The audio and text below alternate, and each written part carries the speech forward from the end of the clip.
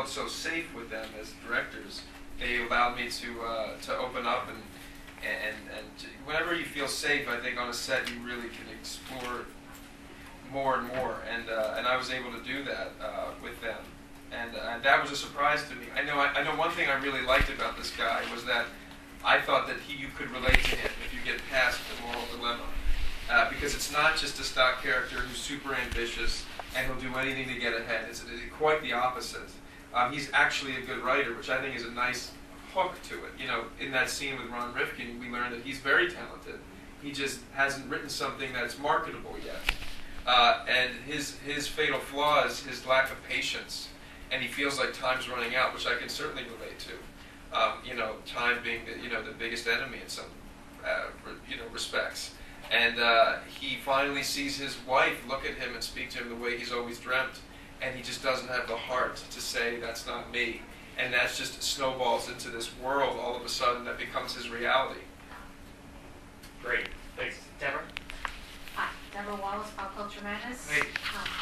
I know you come home fairly often. What was it like to be able to share this great movie, this triumph, with family and lots of friends? Me? Yeah. Thank you for saying it's a triumph, because I feel that way. I honestly wake up every day these days and just very grateful. Honestly, it's like a dream. I keep waiting to wake up, because when you're a kid, you want to create with your friends, and that's what I got to do. And Brian and I used to sit in my house in Rydell, watching Apocalypse Now, and Deer Hunter, and all these, and Overboard. And somewhere in time, and just want to be in that world and create that world. So then to be able to be here in Philly and be in front of you guys now talking about this movie that they wrote in 1999 that I saw a reading of when I first moved to LA, that I could help be a part of making that a reality is heaven.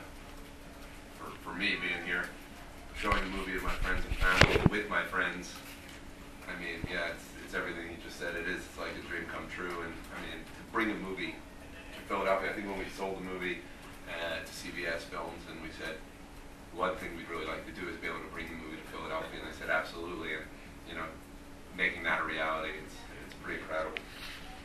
It really is. It's something out of a movie, especially to see people that maybe you haven't seen for 15 or 20 years.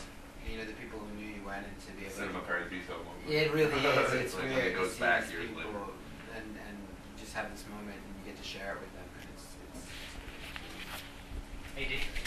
ADM Morosi, Blurt Magazine.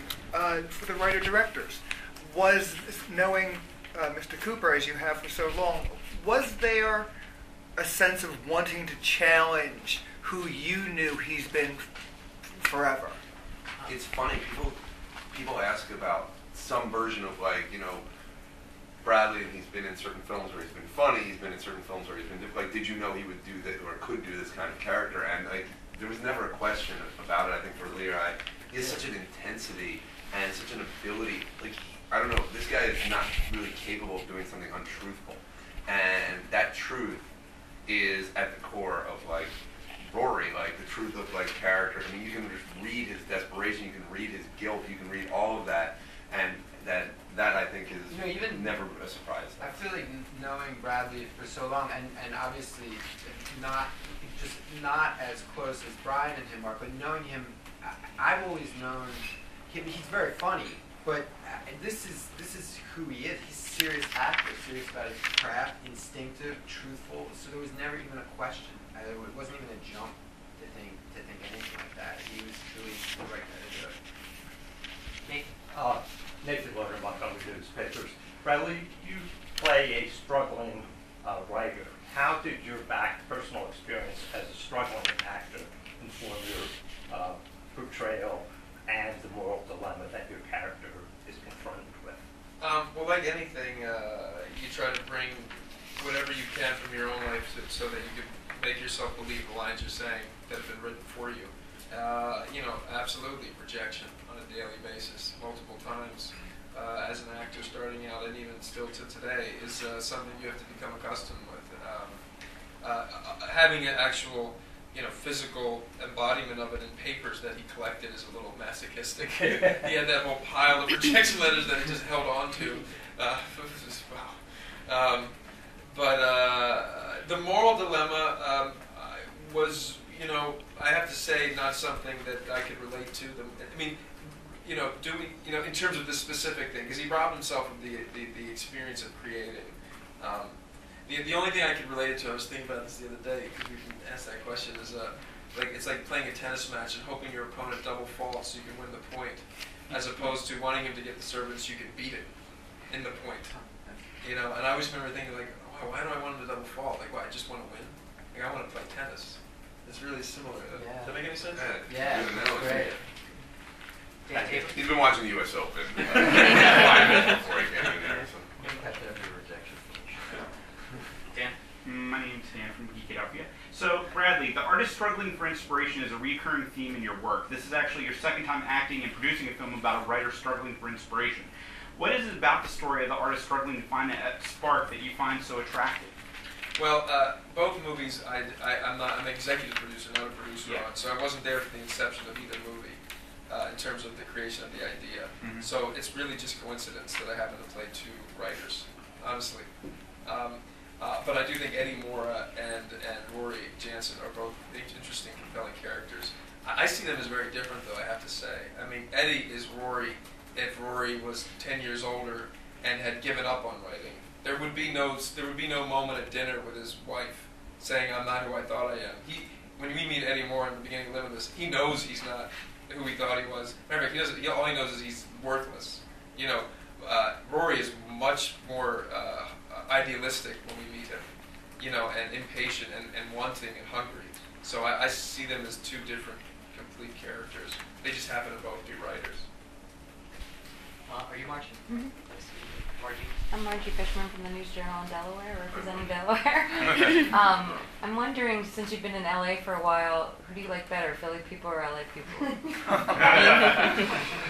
Well, when you live in LA, there aren't a lot of LA people.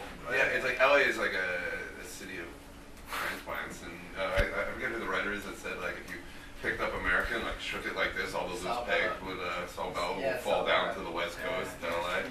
So, it's like LA has.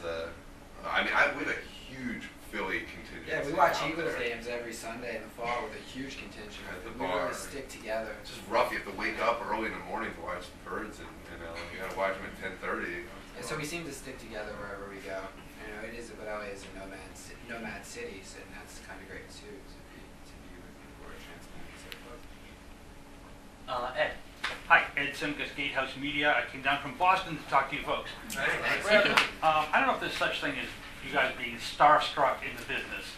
I was wondering if you felt any of that. I love the scenes as Jeremy Irons, your scenes with him. Do you feel any of that when you first met the guy? He's such a star. And second part of the question, did you two kind of do your own scenes, or were you directed? I absolutely feel that, what you just described. And I think it's probably because I have such I'm definitely a victim of the magical essence of movies. I still to this day feel like I did when I was 10 years old for the first time, or early going to the movies. I love when the lights go down and the movie's about to start. I just love it. And the first time I met Jeremy and heard his voice, in real time, it was incredible.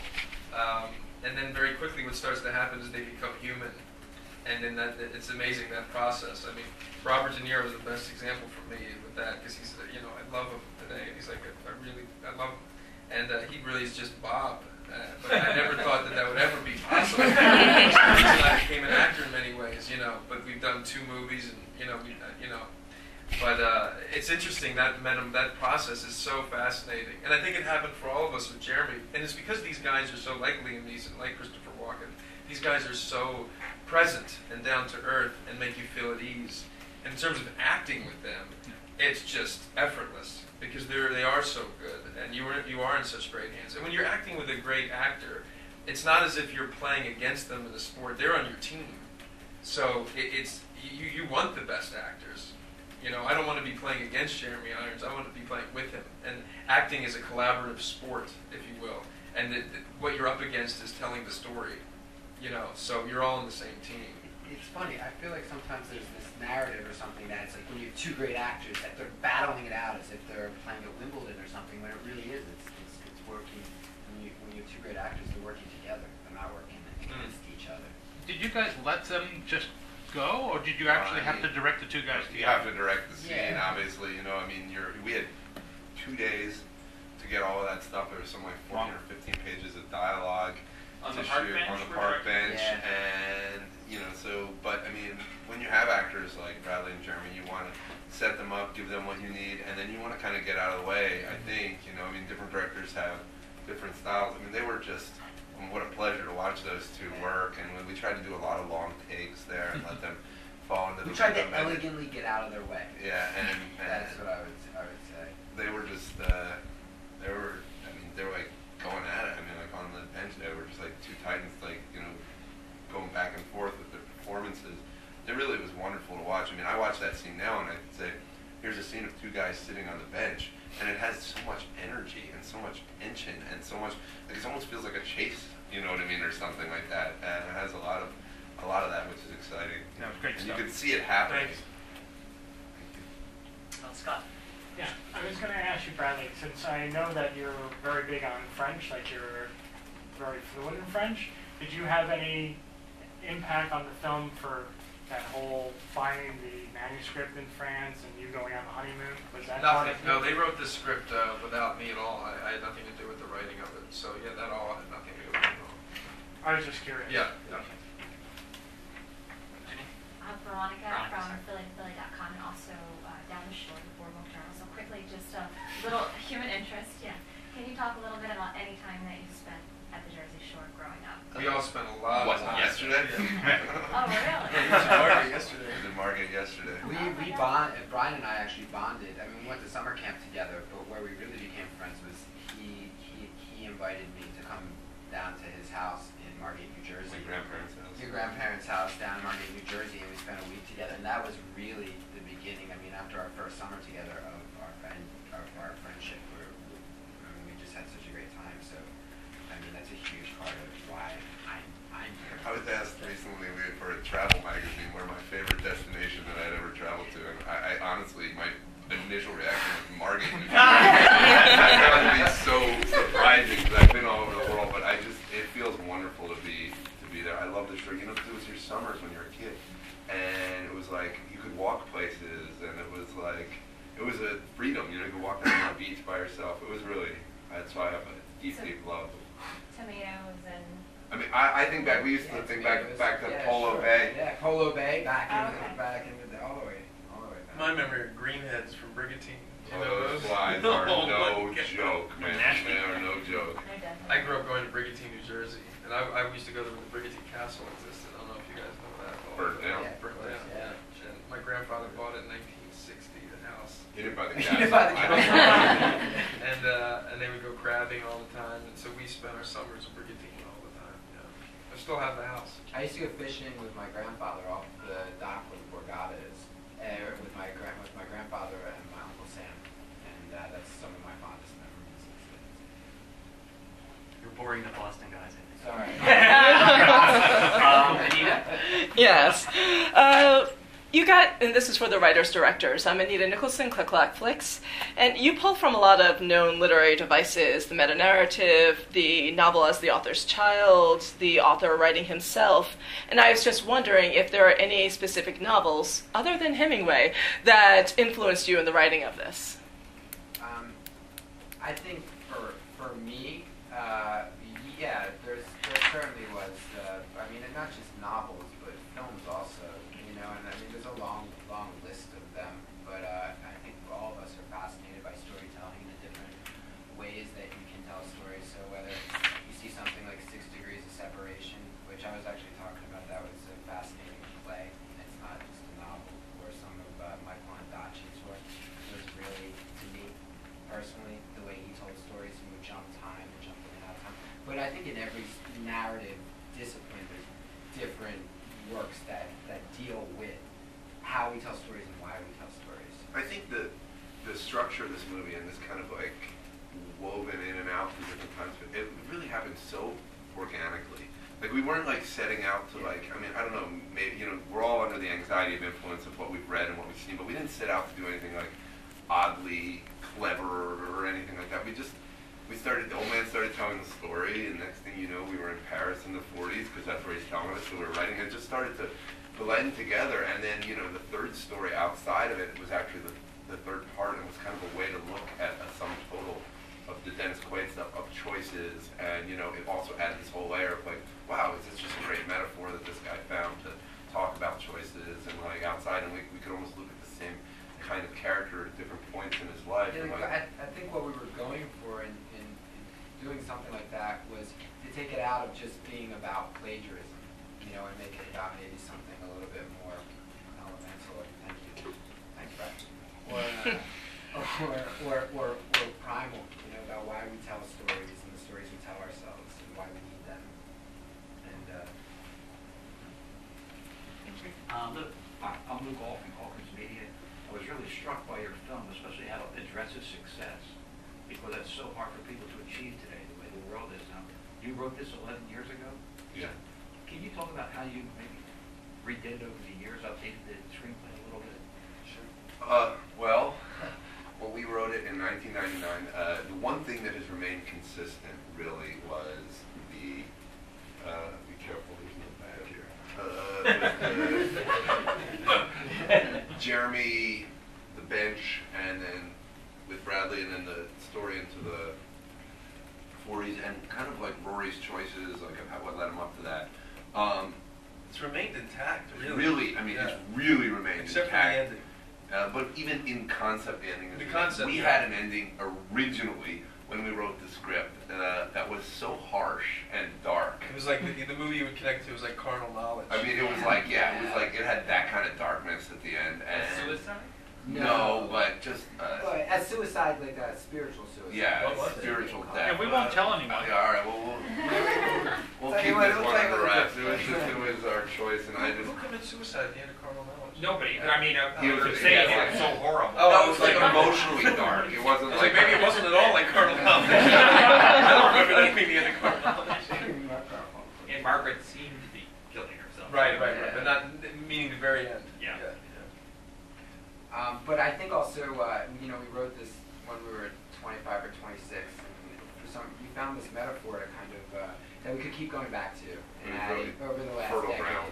and kind of keep developing some of the things I guess we were all experiencing in our lives, and bring that, and hopefully the characters, you know, gained, you know, with that experience. The changes were really kind of like refinements. In like, I remember working on the scene with Rory and his father with J.K. Simmons, who played that scene, and then, you know, even like working on that to the day.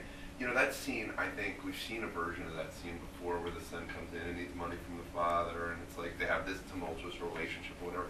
And Bradley and J.K., for example, came in on that day, and they just brought so much love to that scene. You know, I mean, that just turned that Yeah, we didn't scene. want it to be. I mean, one thing, that's the thing. It's like when the story hurdles different forms and goes from the script form to the production of it to the editing is when it really has the most metamorphous elements to it. You know, the doing of each scene we discovered, like when Zoe came and brought Dora to life, that influenced, I mean, literally the movie changed. Movie, yeah. You know, it really became much more about The romance. him dealing with this tremendous love that he has for his wife, and which was not the major crux in the script as such, you know, and also with J.K. it was a little bit of a paint by numbers relationship with the father, and right, I mean, it really kind of was, and we talked about how what if they love each other, you know, it's actually a really good And Ron relationship. Rifkin, when, you know, like the amount of love he Yeah, had and for, like, right, and the idea that he's a good writer. Yeah, and He's a really good yeah, writer. and how much he loved. I mean, it was all in the pages, the same as it was written, but like Ron had so much love and kindness. Yeah. He played it with so much kindness. Like that could have been played like almost dismissive. Well, he was BSing him in the beginning, Yeah, as it opposed could have been played dismissive. Yeah. And Ron played it with so much love. Because he was doing his buddy a favor. That was the whole thing. I mean, he's doing his buddy a favor teacher, by having him come in, by pretending to read his work. But I read your work and I really loved But it. he did it I like- wish I could have been. And that's how, I mean, that's how it evolves. It goes from being on the nose to being something that's human and real and recognizable, hopefully. That's the benefit of having actors like we had. Great actors. And then you get in the editing room and you realize things don't work, and you know it completely changes again. Things really don't work. Laura. Hi. Can you tell me something about the camp? Because I write for like Jewish magazines and a lot of them are Pine Jewish Forest. camps. We went to Pine Forest summer camp in the Poconos. We met there when we were. I was against 10. Lee was 11. They wouldn't let me in. And then we went to Bradley. Are you familiar with Pine Forest Camp? No. It's basically like it started off as a basketball camp and a sports camp, athletic camp, and Brian and I weren't very athletic, so we ended up doing the plays and stuff. That was kind of how we started. We have time for 2 more questions. We're going to do Ed and Steven. Since One you more guys came question in for me. first. After all these years, Bradley, how'd you get involved with this finally? You know, they decided they wanted to direct it about 4 years ago, and then asked if I would want to play Rory, and I said, of course. And then we just that was it. And we just tried to find a date, and they had financiers, and we just tried to get it made. Literally a phone call out of the Well, I blue? talked to him 4 or 5 times a day every day. Okay. So you know, it wasn't. You It's know, funny. I was aware of the whole process. It's funny though because it was before The Hangover came out, and The Hangover came out, and Bradley was like had a lot of opportunities coming towards him, and to his credit, he said, I want to be a part of this, and he stayed a part of this, and he really stayed with this film, and he stayed with us, you know. So cool. We don't get him in. I hope this doesn't sound totally superficial, but being called the sexiest man alive or dubbed that by People magazine for the year, does that have any concrete advantage in the movie world? I mean, do you get a stalker, or do producers call up and say, we were looking for a sexy man, Bradley, you're the guy? I don't think so. No, I think it's just a butt of a joke is what we benefit. More than anything. Okay, on that note, thank you guys very much. If you're actually mind staying in the room for a minute while we clear up, we're going to do some more stuff upstairs. Okay. It wasn't like, because you look at the